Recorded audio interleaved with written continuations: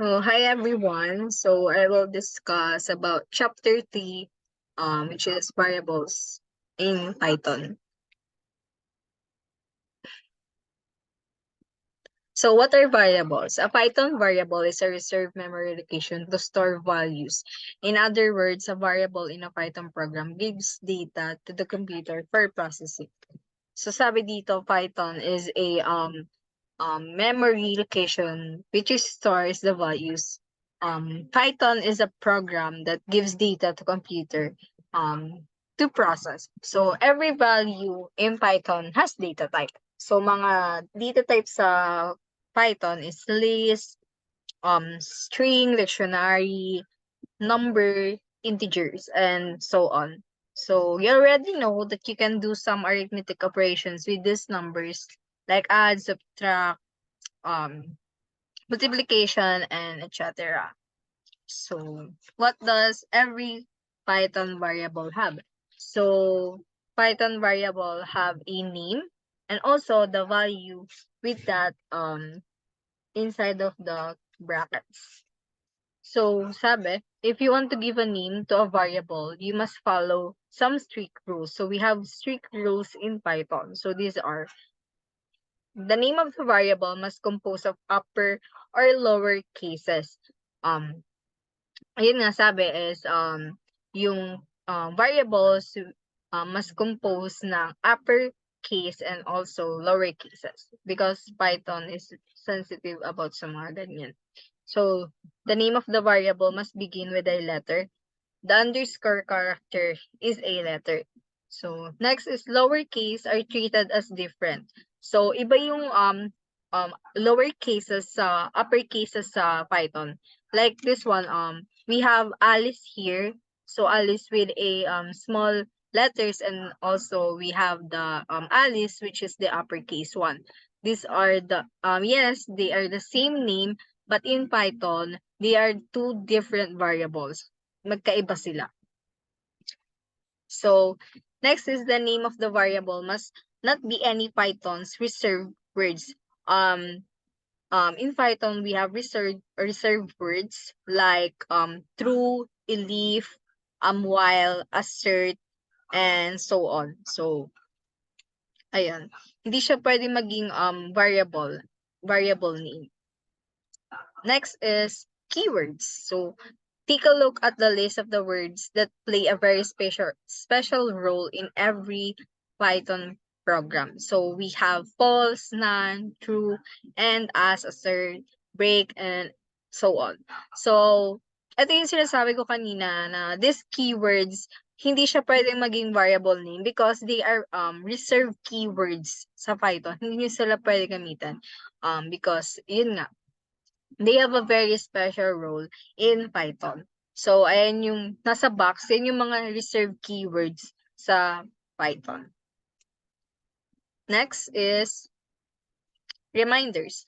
So, a variable comes into existence as a result of assigning a value to it. Unlike in other languages, you don't need to declare it in any special way.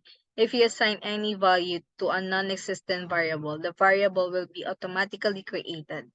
You don't need to do anything else. So the creation is extremely simple. Just use the name of the desired variable, then the equal sign and the value you want to put in the variable. So, halimbawa, I will give an example dito sa part na to para mas maintindihan natin siya.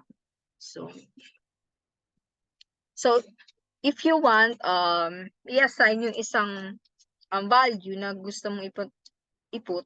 So halimbawa we have x is equals to 100. And then you want to print it, you will just use the print function. So we'll just use x. So ayan, if gusto mo ma-print yung 100, x is equals to 100, then print x. So that's it. Yun lang yung assign value dito sa equal sign. So next, wait, delete lang natin to. Ayan. Next is strings. So we have strings. Strings in Python are surrounded by either single quotation marks or double quotation marks. So halimbawa, ito na yung sinasabi ko. So this one, yung mga strings sa Python, if you want to and if you want makita yung variable, so you will just use this single quotation. We have single quotation here. Ito yan. Ayun yung single quotation and also double quotation mark. So, ayan yung gamit niyan ng strings in Python. So, also, sabi dito, you can display a string with a print function. So, gagamit ko, if you want to display this text, you will just put hello here and then the double quotation mark or also the single quotation mark. So, next is ayan, multi-line string. So you can assign a multiple string to a variable by using 3 quotes. So example, ito yon, Python is an intercepted high-level general purpose programming language. It's designed to philosophy emphasizes code readability with its use of significant indentation. So dito, if you want to use assign a multiple string, ito lang yung gagamitin. We have a 3 quotes sa Python. So, ayan siya. If you want yung, ano mo is, multiple siya. So, you have another line and then another line ulit. Ayan siya. So, parang katulad siya sa HTML. Sa HTML kasi, merong block. Like block siya. So, bawat line, ayan siya. So, magiging multi-line siya na strings. So, yeah. That's it. Sorry.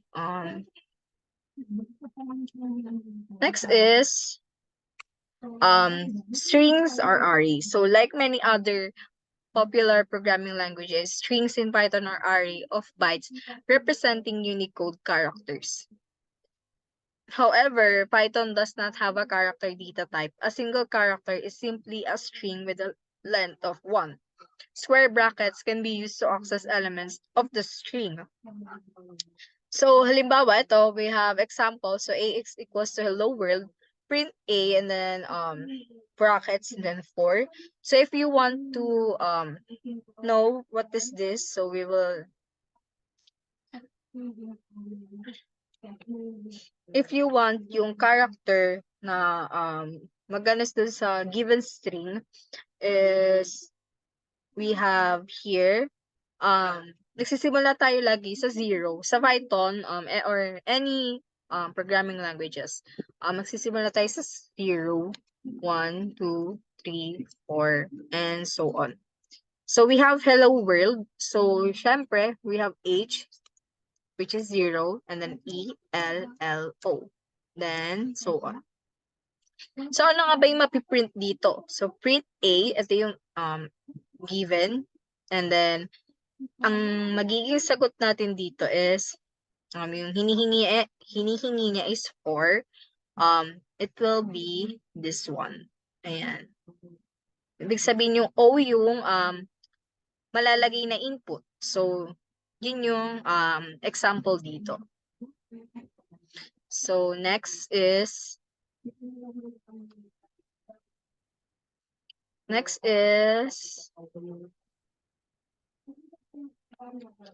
looping through a string. So, since strings are arrays, we can loop the characters in a string with a loop. So, ilulup siya. So, example, for X in a donut, print X. So, share lang ako ng, Python, natin. So, ito siya. Wait pa rin ko lang to. So, we have for X in double quotation, donut. Then,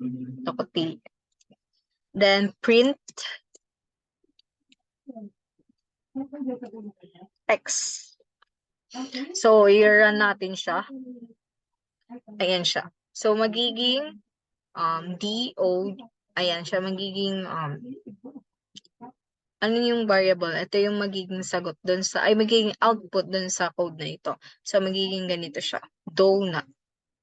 And then, that's it for the example sa, anong to?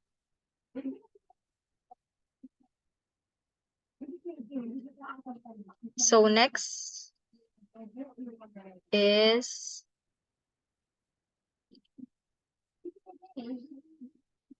we have a string length. So to get the length of a string, use length function. So the length function returns the length of a string.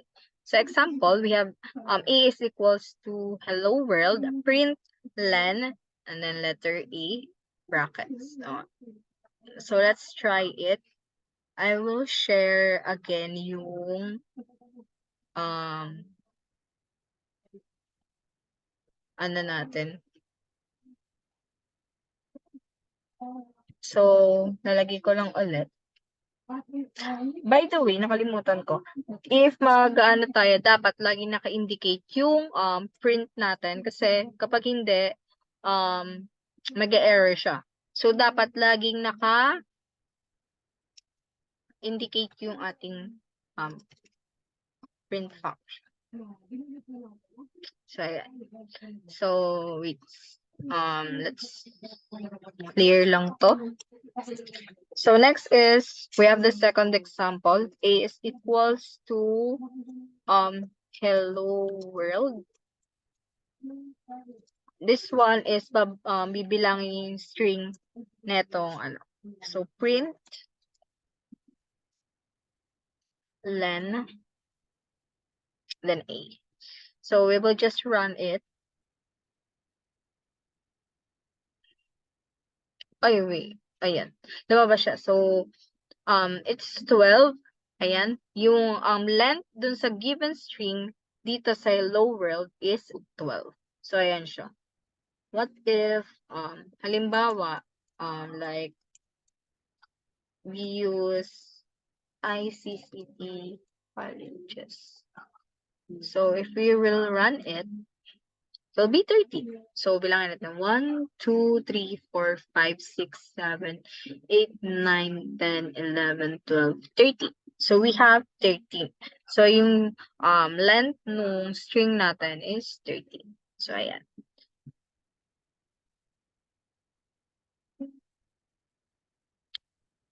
So balik tayo dito. So that's it.